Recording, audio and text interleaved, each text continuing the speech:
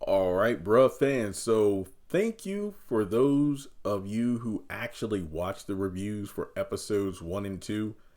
They didn't do super great compared to Sisters. I guess because Sisters has finally gotten people's attention this season.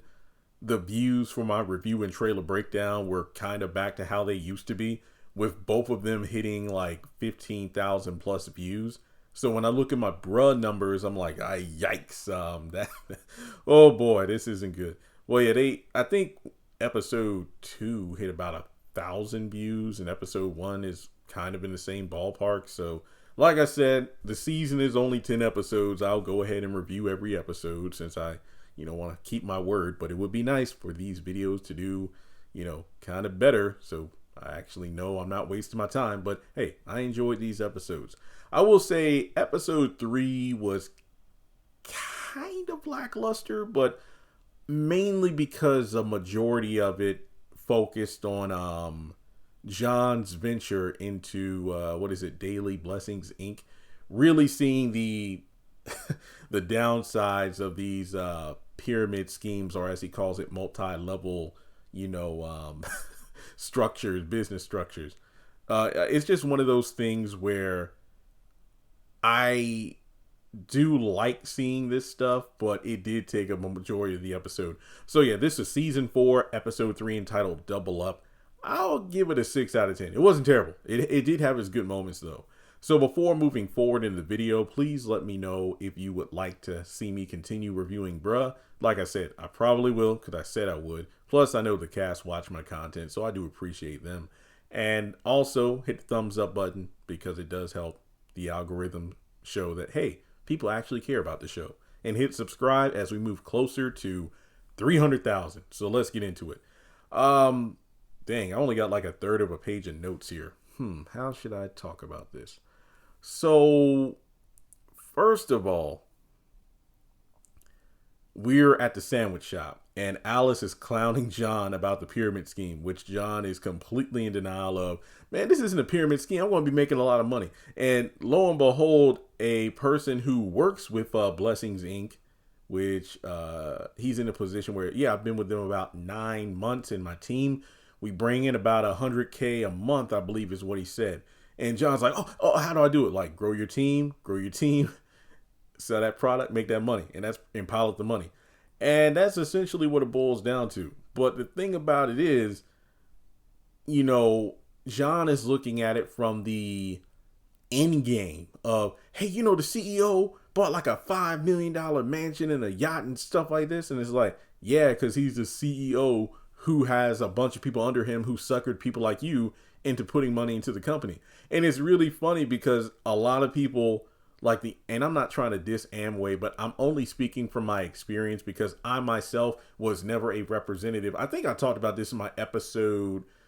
It was my episode 2 review, or it was the video I did about Is Rain Scamming John? And I talked about how when I was in college, I got suckered into going to a couple of these meetings. Actually, the second one I didn't get suckered into. I know what it was. I just went to get free samples.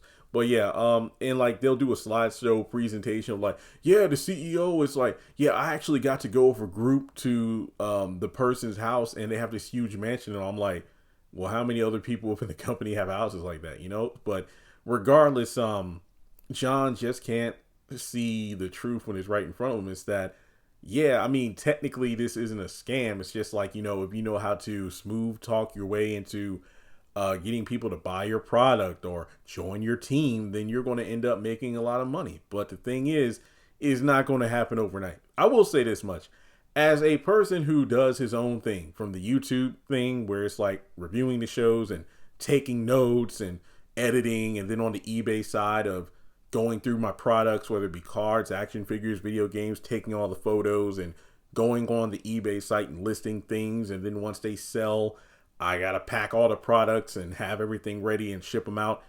I do appreciate the grind. Honestly, I should give this episode a higher score than a 6 because it really relates to what I do myself, minus the whole pyramid scheme aspect of it. But it is what it is. But Laura actually comes in and she's still shaken up about the whole situation with Claudia needing to escape from her, dangerous husband. and they pretty much hope that things turn out, not terrible for her. But as we see at the end of the episode, that definitely isn't the case. So in elsewhere, we have Bill calling Tom, talking about rekindling his marriage with Regina. It's like, hey man, I talked to, old college basketball coach, and he kind of, pointed me in the right direction about being a man, stepping up, being there for my wife and kid, and trying to work things out. And Tom, kind of encourages Bill's like, hey man, you got to do what your heart's telling you, and I hope that it works out for you either way. And more interesting news comes through, but Regina will reveal that later in the episode. But Regina comes in, she's skeptical about Bill, and she has every right to.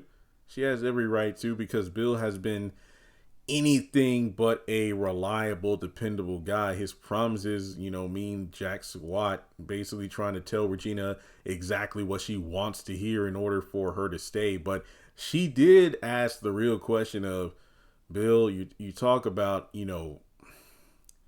keeping your dick in your pants, and, how do I know before me and you kind of start to work things out, another woman comes along, and next thing you know, boom, you're banging another chick. Yeah, that's Bill's pattern. Hey, I want to be there for you. I want to show you I love you, and I'll do anything for you.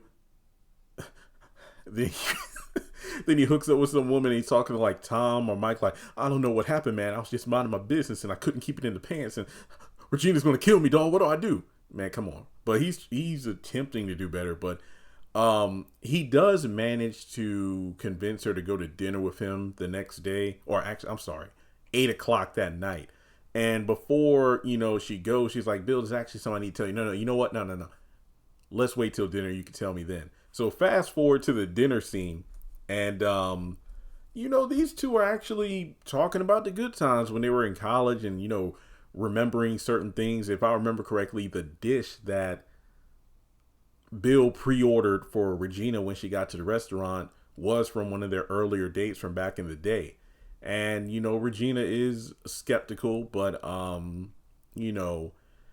impressed that, he's remembering key details and things like that. But from there, it's one of those situations where Regina is kind of giving him a way out. It's like, look, you know what? I'm scared. This is a lot to take in. And I mean, I don't even know if I'm willing to give you another chance, because at this point I might be better off, trying to be a single mom, or finding someone who's going to be there for me, because I'm in, a situation like this where I don't want anything from you, because what's the point of letting you back in only for you to end up hurting me again? But this time it's going to be even worse because I'm having your, offspring. But then Bill reassures her everything's fine. But then she pulls a Karen by revealing that she's having twins. And I'm like, are we doing a Sistas thing where Regina is copying the Karen storyline? She has twins, but maybe in this case she's not pregnant by different men. But look, I will say this, because Regina can be quite vindictive and vengeful. We've seen this before. I mean, how do we know that during the separation she didn't hook up with anybody and is pinning these babies on Bill? You just don't know. I mean, she told Pam last season, I'm going to make his life a living hell. He ruined my marriage, or my wedding with Peter, so I'm agreed to marry him in order to ruin his life.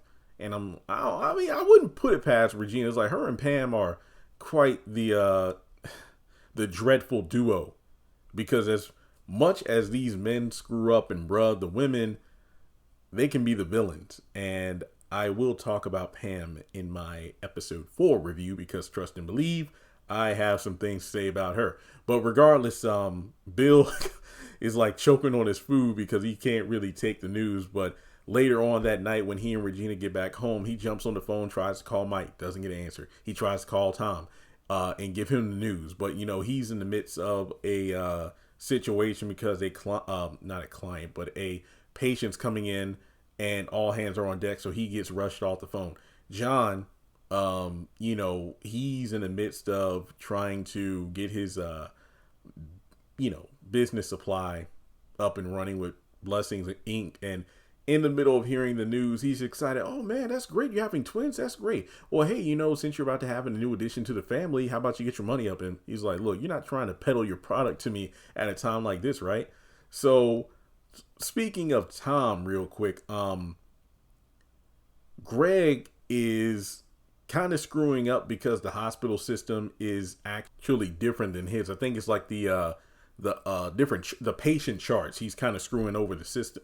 He's screwing up, when he fills them out, because again, the system is different from, the hospital he's used to. But, Bill's like, hey man, don't worry, you'll get it together. So they actually have a brief conversation in regards to getting the offer for the chief physician, and Greg is like, hey man, dude, take that role. And Tom brings up, I don't know man, it's a lot of responsibility. It's like, I don't just want to be tied down to this job and then in my 60s or 70s I retire trying to look for the love and family that I wasn't able to get in my I think 30s. I think these fellows are in their 30s.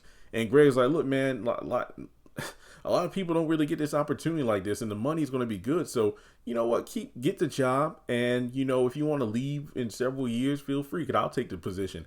Honestly, that actually wouldn't be a bad thing, because think of it this way. The chief physician now did say, well, Tom, it's like you and your fellow doctors and nurses, you all are within like the same age group. So it'll be like a peer looking over them. So if let's say Tom does get to a point in, I don't know, maybe 5 to 10 years, he's like, you know what, this job is really demanding and I finally met someone. Maybe I do want to, step down either to being a regular doctor again, or just change career paths, or go to a different hospital, or move, out of state for whatever reason.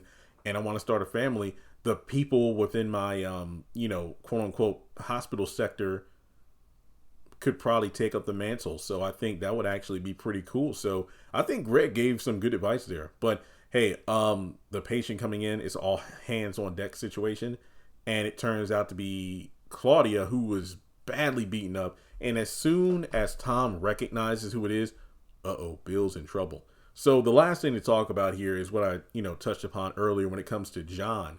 When he gets home from work, he tries to, well, let's be honest here. Earlier in the episode, while he was still at work, he's like, hear me. And he tries to peddle his products to the customers, but scares a few of them away. And then Alice steps up to him like, look, boy, you ruining the business, peddling this nonsense. You need to go somewhere, this pyramid scheme crap. Laura comes up, takes a few sips, and is, oh, wow, you telling me I can just drink one of these a day and that will, help me lose weight and whatnot? And I mean, those kind of drinks with the different ingredients and whatnot and vitamins and all, I mean, that's how some people lose weight, the 1 meal a day thing and whatnot. And she's tripping over it being $8.99 a bottle. And I'm thinking to myself, theoretically speaking, let's say this magic juice does work. I'm pretty sure, let's just say, okay, $8.99. Let's just round it up to an even $9 in a week. So that's 7 times 9, which is, I believe, 56 if my math isn't completely trash. $56 a week for one of these juices a day versus however much you spend on breakfast, lunch, and dinner. I'm pretty sure you will end up losing weight and saving a lot of money. So $8.99 isn't that crazy when you really think about it, but what do I know? So yeah, the sales pitch doesn't go all that well. So he gets home, he gets on his computer. I think he's on like a video chat with other members of the Daily Blessings Inc. team, and kind of checking in with each other. Maybe it's like a group thing where they talk about advice on sales stuff. And John starts using social media. So I guess he uses like Instagram or Facebook to message people he hasn't seen or talked to in decades or since high school or college. And he's like, hey, how would you like it, to change your financial situation or this, that, and the third. And he's like mass texting, emailing a bunch of people.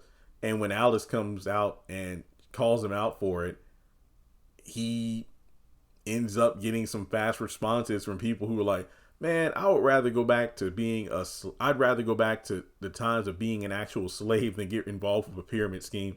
And he's like, look, get yourself a real job. And I think one of the people like just lost their father, and it's like, hey, if you need help with like the burial and whatnot, then I'll just jump on board with this brand I'm working with now. And it's like, look, my father had insurance and I got a full-time job with good money, so the funeral expenses are taken care of.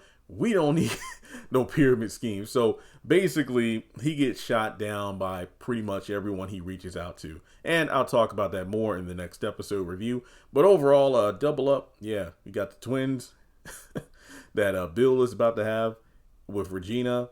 And then you got John, who's like doubling up his efforts to sell his product, but it's not really helping out. And yeah, that's about it. So this was maybe I'd rescore it. I said it was a 6. I'll give it a 6.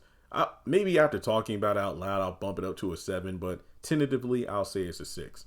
Decent setup for an even better. Well, you know what? Yeah, this is like a companion piece to last week, because episode 1 I gave a 6 because it was like a ease your way into a new season of Bruh with a light refresher of the characters. And then the next episode was actually really good. I feel like the same kind of thing is true here. This was a setup episode, and then episode 4 really blew it out of the water, in my opinion. So with that being said, thanks so much for tuning in. Like and subscribe, and I will catch you in the next video.